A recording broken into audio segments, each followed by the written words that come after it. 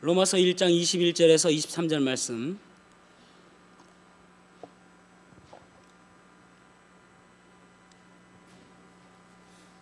합독하시겠습니다. 시작.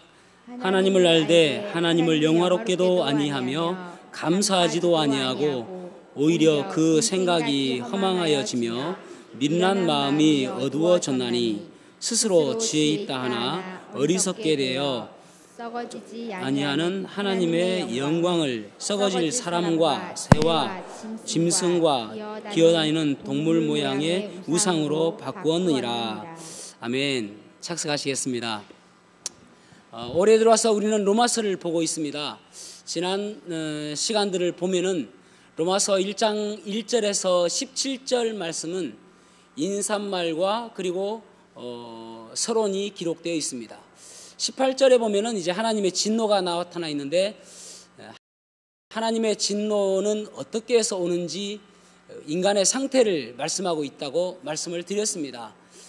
결국은 불경건, godlessness라는 그런 하나님이 없는 마음의 상태, 이것이 불경건이다라고 말씀을 드렸죠.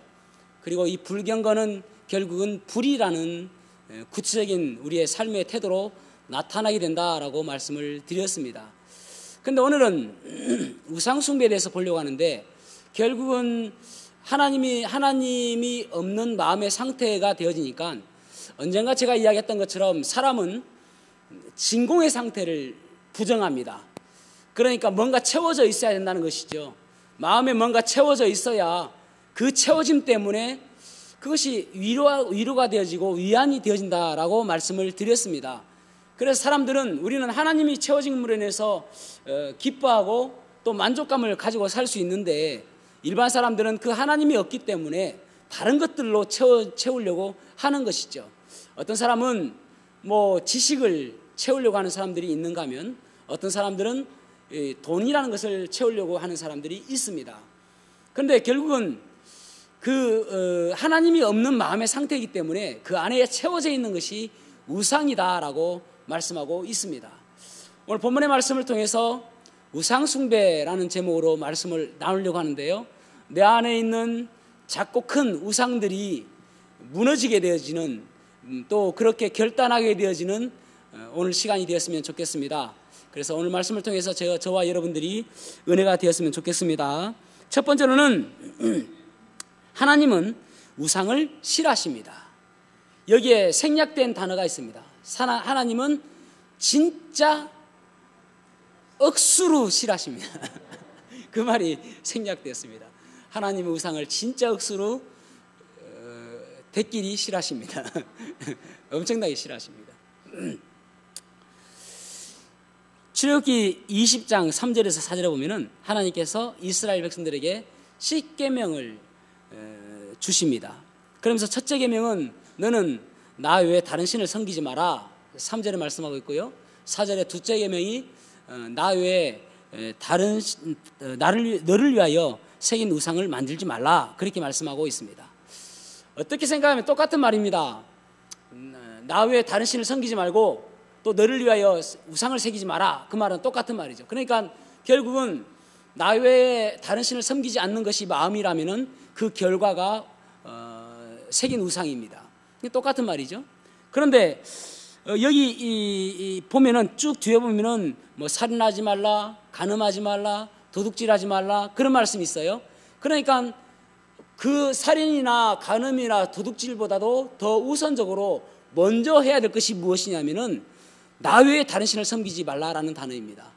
엄청나게 중요한 이야기라고 할 수 있죠. 그런데 아까 출애굽기 20장 3절과 4절이라고 말씀을 드렸는데 그 바로 앞에 20장 1절에서 2절에 보면은 하나님이 이 모든 말씀으로 말씀하여 이르시되 나는 너를 애굽 땅 종되었던 집에서 인도하여 낸 내 하나님 여호와니라. I am the Lord your God 이렇게 말씀하고 있죠. 그러니까 나는 너의 주인이고 너의 하나님이다.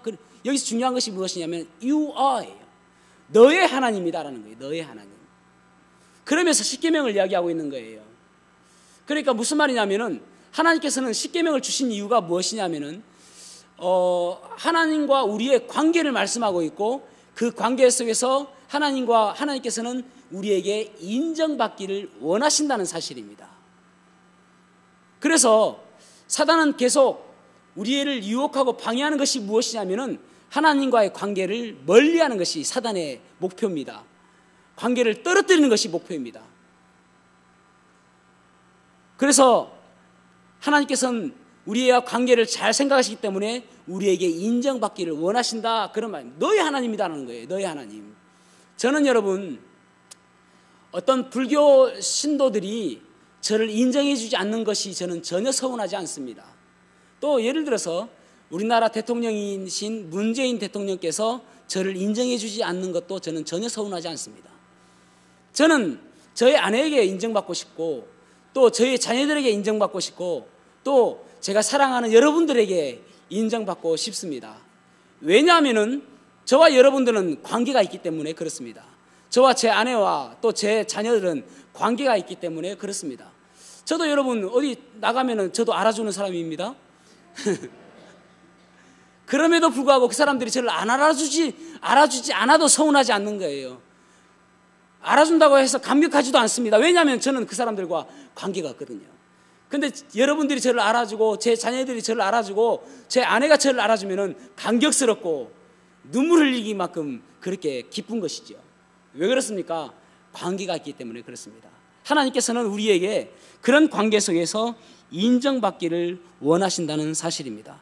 그래서 우상 숭배의 첫 번째 이유는 무엇이냐면은, 사단은 계속 그 우상 숭배가 무엇이냐면은, 우상 숭배의 정의를 이야기한다면은 하나님과의 우리의 관계 속에 끼어드는 것, 그러니까 하나님과 우리를 멀리하는 것, 그것이 우상입니다. 하나님과 우리의 관계를 멀리하게 하는 것, 그것이 우상인 것입니다. 여러분, 이스라엘 백성들이 40년 광야 생활을 했죠. 그리고 하나님께서 약속하신 약속의 땅 가나안으로 가게 되었습니다. 이때까지 유목민이었던, 유목 생활을 했던 그들이 이제 정착해서 농경 생활을 하게 되어집니다. 이제 농사를 짓는데 농사가 잘 될까요? 안 될까요? 안 되죠. 왜냐하면 이때까지 말 타고 말 끌고 광야에서만 계속 움직이고 그들은 농사를 해본 적이 없습니다. 하나님께서 만나를 시시때때로 내려주셨기 때문에 그거 먹고 살았지, 자기들이 힘들어서 노력해서 열매를 거둔 적이 없단 말이죠. 그러니까 농사가 잘 될 턱이 없죠. 그런데 옆에 보니까 그곳에 살고 있던 원주민들은 농사를 너무너무 잘하는 거예요. 마치 프로와 아마추어의 차이와 마찬가지입니다. 그래서 그들에게 물어보죠. 어떻게 해서 당신들은 이렇게 농사를 잘 짓습니까? 라고 물어보니까 그들이 하는 이야기가, 우리가 농사가 잘 되는 이유는 우리가 섬기는 이 바알신이 시시때때로 비도 내려주고 또 농사가 잘 되도록 우리에게 복을 주기 때문에, 그러기 때문에 우리가 농사를 잘 지을 수 있습니다 라고 이야기하는 것입니다. 그러자 그들이, 이스라엘 백성들이 생각하기를 뭐라고 생각하냐면은, 맞다, 광야에서는 우리 하나님께서 우리를 불기둥으로, 구름기둥으로 인도하여 주셨던 그 하나님은 광야의 하나님이셨고 이 농사의 신은 바로 바알이구나 라고 해서 바알신을 섬기기 시작하는 것입니다. 여러분, 그들은 한 번도 하나님을 떠난 적이 없습니다. 여전히 하나님을 섬기고 있으면서 또 바알신을 섬기고 있는 거예요. 왜냐하면 농사가 잘 된다고 하니까. 그런데도 불구하고 하나님께서는 그들을 가리키면서 너희들이 나를 버렸다라고 이야기하는 거예요.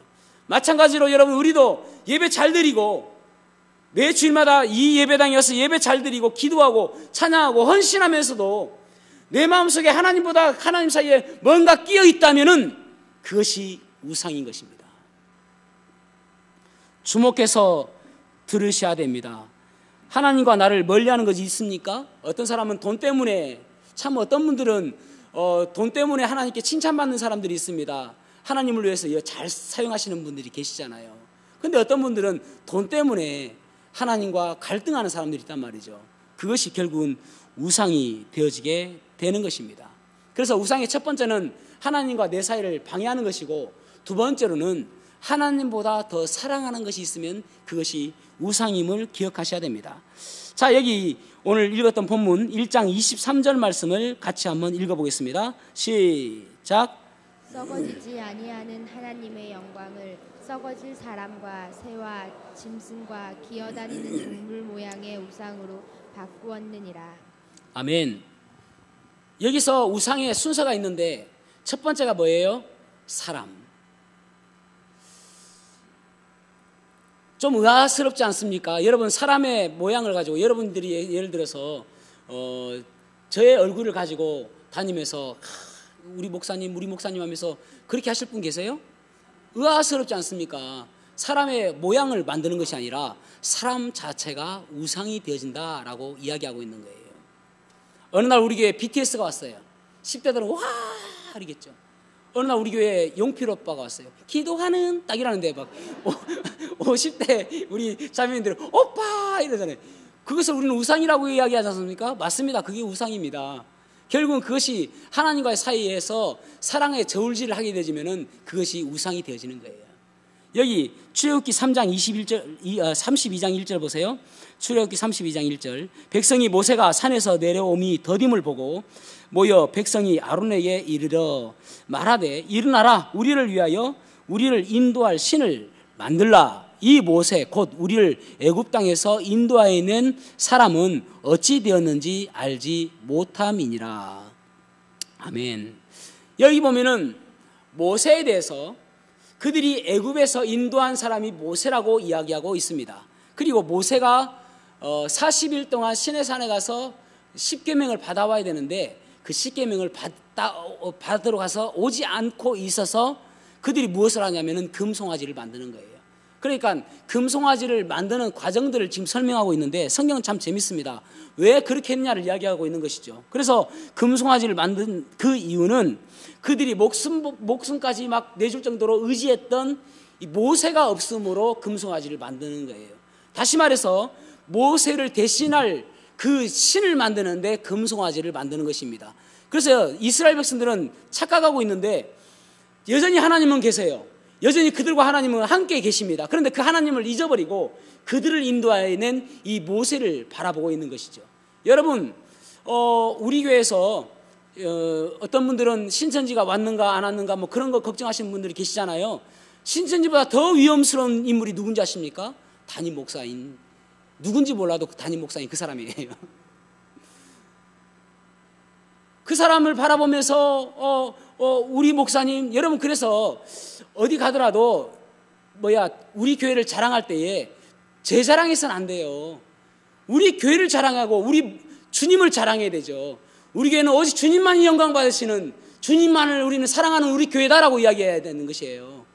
저는 참 제가 감사한 게, 제가 키가 좀 더 크고 얼굴이 배용준처럼 딱 멋있게 생기고 또 이제 옷을 딱 벗으면은 여기에 그 왕자가 새겨지고 그런 것이 아닌 게 너무 감사한 거예요.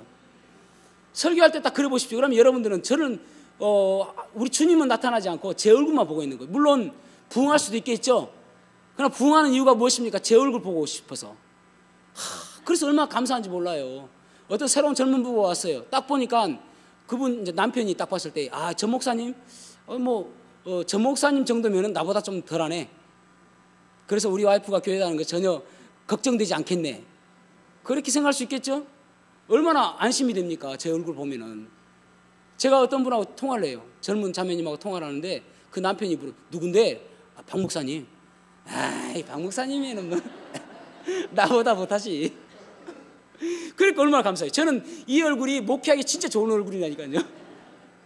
나타낼 수가 없으니까. 예. 여러분, 누가 나타나는 것이 되어서는 안 됩니다. 오직 주님만이 영광 받으시는 교회 되어야 되죠.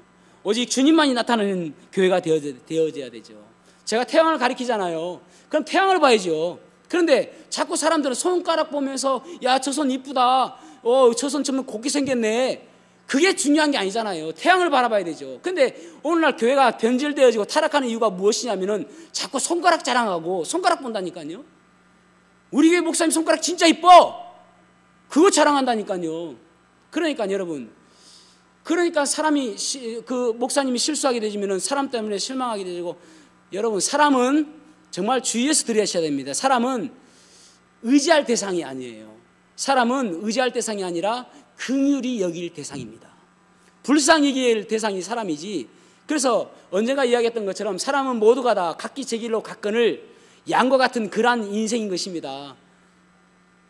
저를 보고 어떤 분이 그럴 수 있겠죠. 저 인간 저럴 줄 몰랐다. 저럴 줄 모르는 것을 저한테 탓하시면 안 되시죠. 저럴 줄 모르는 여러분들이 문제죠.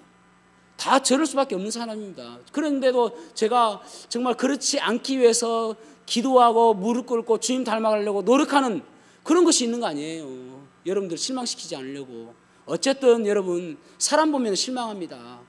사람 보면 안 돼요. 여기 모세를 보니까 결국은 모세가 가리키고 있는 것은 하나님인데 그 하나님 바라보지 못하고 모세만 바라보게 되니까 모세를 마치 신처럼 여기지게 되어지고 모세가 없으니까 결국은 그들은 금송아지를 만들게 되어지는 것이잖아요. 우리가 가장 사랑하는 것, 그것이 바로 주님이어야 하는 것입니다. 주님이 부각되어지고 주님이 나타나지고 주님이 높임 받아야 되는 것입니다. 그럴 때에 우리가 실망하지 않고 우상 숭배하지 않고 살아갈 수가 있는 것입니다. 마태복음 6장 24절 말씀 보세요. 아무도 두 주인을 세 번역입니다. 아무도 두 주인을 섬기지 못한다. 한쪽을 미워하고 다른 한쪽을 사랑하거나 한쪽을 중히 여기고 다른 쪽을 업신 여길 것이다. 너희는 하나님과 만몬을 아울러 섬길 수 없다. 아멘. 여기 보면은 만몬과 하나님 중간에 엔드가 있는데 이 엔드는 동격을 이야기합니다. 저울이죠. 그래서 하나님과 만몬을 똑같이 두고 있다는 말이에요. 이것은 하나님과 만몬이 똑같다는 말이 아니라 사람들이 마치 하나님과 만몬을 똑같은 신으로 생각해서 만몬을 이 만몬이라는 것은 재물신이거든요. 이 재물신을 내 마음에 두고 있다라는 거예요. 하나님보다 더 사랑하게 된다 그런 말이죠. 예전에는 우리가 돈을 지배하며 살았습니다. 어렵게 살 때는 돈을 지배하며 살아요. 그런데 요즘에는 돈이 사람을 지배하는 사람들이 많습니다. 돈 때문에 사람을 죽이기도 하고 돈 때문에 사람에게 해코지하는 사람들도 있습니다. 그것이 무엇이죠? 돈의 지배를 받게 되는 것입니다. 돈에 이끌림 받게 되어지는 것입니다. 돈을 섬기게 되어지는 것이죠. 사랑하는 성도 여러분, 이것들이 우리의 우상이 될 수 있어요. 우상이라는 것은 하나님보다 더 사랑하는 것. 여러분에게 하나님보다 더 사랑하는 것이 무엇입니까? 그것이 우상이 될 수 있음을 기억하셔야 됩니다. 두 번째로는 우상 숭배의 원인은 탐심입니다. 다시 한번요. 우상 숭배의 원인은 탐심입니다. 골로새서 3장 5절 말씀을 한번 같이 읽어보겠습니다. 골로새서 3장 5절 시작. 그러므로 땅에 있는 지체를 죽이라. 곧 음란과 부정과 사욕과 악한 정욕과 탐심이니 탐심은 우상 숭배니라. 아멘. 탐심은 우상 숭배니라 그렇게 말씀하고 있죠. 그러니까 우상 숭배의 원인, 우상 숭배의 이유는 무엇인가 하면은 탐심이다. 그래서 내 마음의 욕심 때문에 우상 숭배가 되어진다. 내 마음 때문에, 내 마음의 탐심 때문에 우상 숭배가 되어진다. 그렇게 말씀하고 있습니다. 그런데 빌립보서 3장 19절에 보면은 그들의 마침은 멸망이요 그들의 신은 배요 그 영광은 그들의 부끄러움에 있고 땅의 일을 생각하는 자라. 그들의 신은 배다. Their God is, 그들의 신은 their stomach, 그들의 배다. stomach이라는 것은 위, 거시기, 배, 그런 거예요. 그러니까 이 배, 이 볼록 나온 배. 어제도 제가 어쩔 수 없이 이 배를 섬기게 되었는데 뷔페에 가가지고 이 배 섬기면 안 되는데 말이죠. 그들의 신은 배다. 무엇을 먹을 것인가 날마다 염려하고 걱정하는 그것이다라는 것이죠. 근데 빌립보서 3장 18절에 보면은 내가 여러 번 너희에게 말하였거니와 이제도 눈물을 흘리며 말하노니 여러 사람들이 그리스도의 십자가의 원수로 행하느니라. 그렇게 말씀하고 있습니다. 그러니까 그들의 신을 배로 여기는 사람은 결국은 십자가의 원수가 된다. 그렇게 말씀하고 있는 거예요. 디모데전서 6장 10절 세 번역입니다. 돈을 사랑하는 것이 모든 악의 뿌리입니다. 돈을 줬다가 믿음에서 떠나 헤매기도 하고 많은 고통을 겪기도 한 사람이 더러 있습니다. 내 안에 있는 탐심 때문에, 지나친 욕심 때문에 결국은 멸망하는 인생이 되어진다, 그렇게 말씀하고 있죠. 그래서 빌립보서 3장 19절을 통해서 볼 때에 자기 중심적인, 나를 채우기 위해서 내 배를 섬기는 사람들이 결국은 우상 숭배를 하게 되는 것이고 결국은 멸망하게 된다, 그렇게 말씀하고 있는 것입니다. 그렇다면 해결책이 무엇일까요? 우리가 날마다 바라보는 그 해결책, 로마서 1장 16절 말씀, 내가 복음을 부끄러워하지 아니하노니 이 복음은 모든 믿는 자에게 구원을 주시는 하나님의 능력이 됨이라, 그렇게 말씀하고 있습니다. 이 복음, 모든 능력을 주시는 하나님의 이 복음이 우리의 해결책이다라고 말씀하고 있는 것이죠. 고린도전서 1장 18절, 십자가의 도가 멸망하는 자에게는 미련한 것이요 구원을 받는 우리에게는 하나님의 능력이라. 복음의 능력. 여러분, 우리는 날마다 복음 외치지 않습니까? 우리의 입술에서 복음이라는 말이 얼마나 많이 외쳐집니까? 그런데 그것이 아무런 영향력을 미치지 못한다면은 이 복음이 어디 있을 때가 있겠습니까?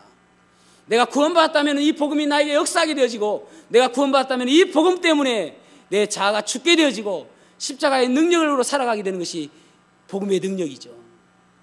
만약에 이 복음의 능력 없이 살아간다면, 우리의 입술에서 날마다 복음을 외치고 있다면 개그 콘서트 하는 거나 마찬가지죠. 아무런 능력도 없는데 날마다 복음 이야기한다면 제가 제일 함스러운 사람 아닙니까? 제가 날마다 외쳐야 될 복음이 아무런 능력도 없다면요. 그런데 이 복음의 능력을 말씀하고 있는 것이잖아요.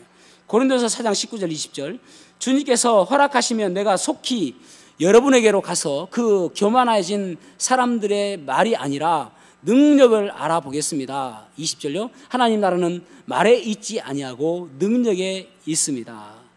말에 있는 것이 아니라 능력에 있다. 참 찔리는 말 아닙니까? 우리의 삶 속에서 복음의 능력이 있는가? 복음이라는 말이요, 어떤 사람들을 변화시키는 것들도 복음의 능력이지만은 성경에서 여러 번 강조되어지고 여러 번 사용되어지는 가운데 하나가 무엇이냐면은 내 안에 것들이 복음의 능력으로 바뀌어지는 거예요. 내 안의 것들이 복음의 능력으로 바뀌어지는 것. 그래서 내 안에, 여러분, 우리나라에서 가장 높은 빌딩이 555m입니다. 제2 롯데월드 123층. 그보다 더 높은 거 있습니다. 내 안에 있는 탐심. 바벨탑보다 더 높은 것이 내 안에 있어요. 그거 무너뜨려야 됩니다. 그것이 무엇으로 가능하다고요? 복음으로 가능하다, 그렇게 말씀하고 있잖아요. 내 안에 거요.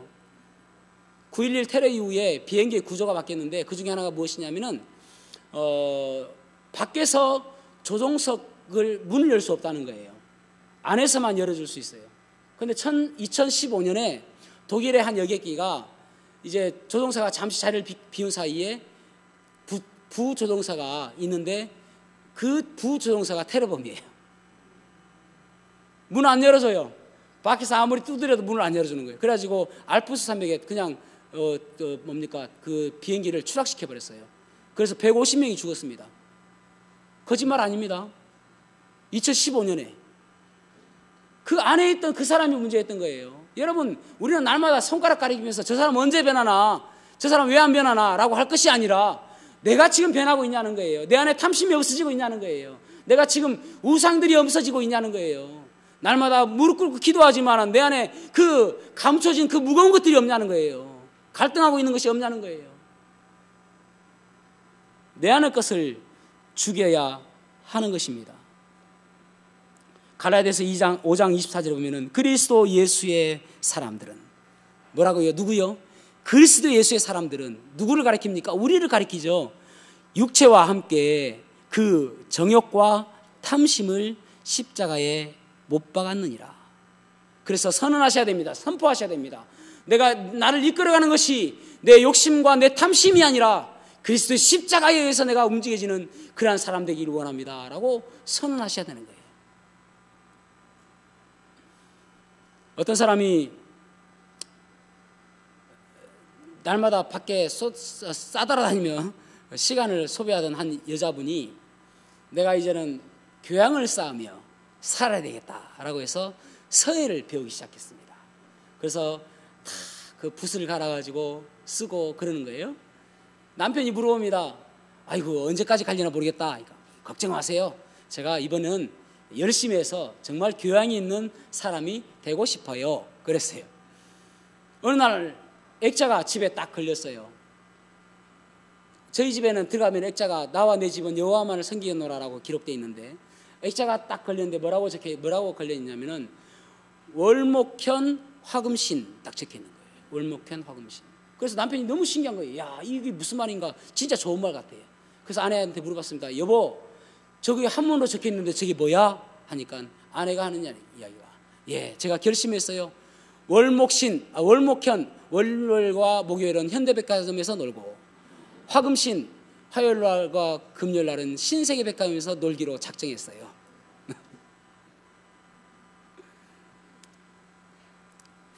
싸우고 오신 건 아니죠?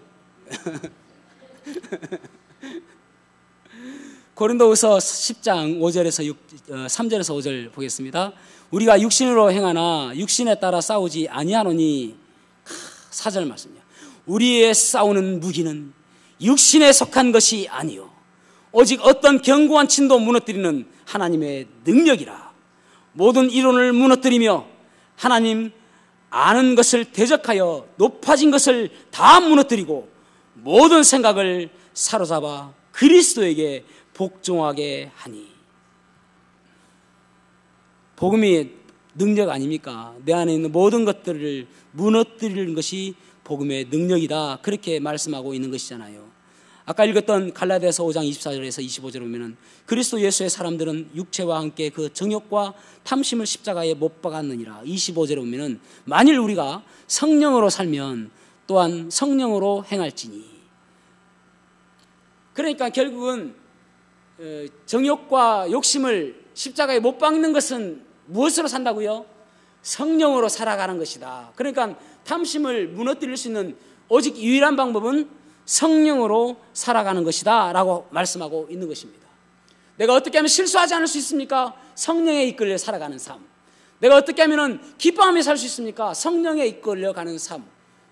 그렇게 하면 살 수 있다는 것이죠. 우리 아이들한테 물어보면 참 우리 아이들은 참 말 잘 안 듣죠. 우리 애들 빼고요. 말 잘 안 듣습니다. 그러면서 이야기하기를 아버지 세대와 우리의 세대는 달라요 라고 이야기하죠. 그러면서 노래하잖아요. 내 인생은 나의 것, 내 인생은 나의 것, 그냥 이대로 살다 줄게 내비두세요. 그런 가사는 없어요. 내 인생은 나의 것이라고 주장하면서 노래를 부르잖아요. 그런데 우리도 다 그렇게 살아봤지 않습니까? 내가 그렇게 살아보니까 그렇게 사는 것은 결국 실수하는 인생이야. 그러니까 그렇게 살지 마라. 그래서 너희들보다는 내가 조금 더 지혜로우니까 내가 생각하는 대로 사는 것이 너희들이 지혜로운 삶을 사는 것이야 라고 이야기하는 것이지 않습니까? 나중에 후회하니까. 아버지 나이가 되었을 때 후회하니까. 그죠? 그런데 우리보다 더 지혜로우시고 더 전능하신 분이 누구세요? 성령님이시잖아요. 그 성령님 따라 살아가는 삶, 그러면 실수하지 않는 인생이 되어질 수가 있는 것입니다. 자, 그렇다면은 탐심이란 무엇인가를 생각해 볼까요? 탐심이란 무엇일까요? 탐심이란 무엇인가 하면은요, 그 민수기 11장 5절에 보면은 이스라엘 백성들이 맨날 만나를 먹다 보니까 만나가 물렸어요. 만나가 질리게 된 것이에요. 그래서 하나님께 불평하기 시작합니다. 처음에는 만나 딱 내려주니까 우와 이것이 무엇이냐? 그래서 감격하잖아요. 너무너무 좋아가지고 너무 꿀송이처럼 맛있으니까, 꿀처럼 다니까 너무 맛있었거든요. 근데 그것이 계속 되어지니까 질린 거예요. 그래서 하나님께 원망하기를, 내가 예전에 애굽에서 생선도 먹었던 것도 먹고 싶고 오이도 먹고 싶고 참외도 먹고 싶고 부추도 먹고 싶고 파도 먹고 싶고 마늘도 먹고 싶다 이렇게 이야기해요.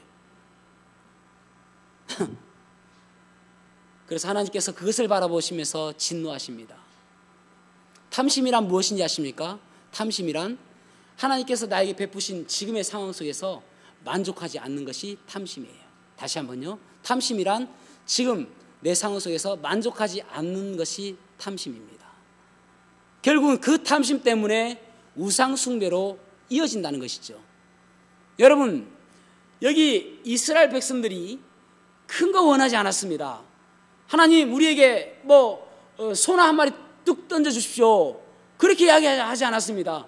우리가 가끔 먹었던 양고기 먹고 싶습니다. 그렇게 이야기하잖아요. 조그만한 것, 뭐 생선, 뭐 파, 참외, 오이, 부추, 마늘, 이게 뭐라고요?